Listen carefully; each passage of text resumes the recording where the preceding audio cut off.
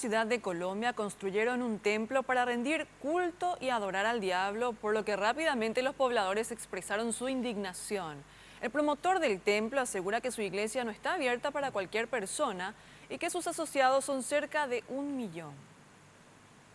Esta es la iglesia luciferiana Semillas de Luz, construida en la zona rural del municipio de Montenegro, Quindío, por Víctor Damián Rosso, un hombre que asegura ser el líder mundial de la asociación que le rinde culto al diablo.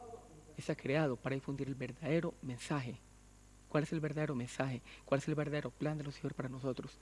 La libertad. Rosso dice que en este templo, cuya construcción tuvo un costo de 400 millones de pesos aportados por asociaciones internacionales, aseguran que aquí no se realizan prácticas satánicas ni actos violentos y degradantes. No somos satanistas como algunos medios y como la iglesia nos ha querido hacer ver para hacer que nos ganemos el repudio a la sociedad. El sacerdote católico y actual gobernador del Quindío, padre Carlos Eduardo Osorio, se pronunció sobre el caso. Eso es ilegal.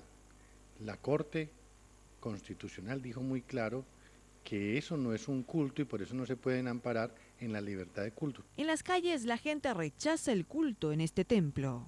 No, no estoy de acuerdo porque pues yo soy una persona católica y eso de pronto es como para terminar, o sea, la gente que no tiene fe.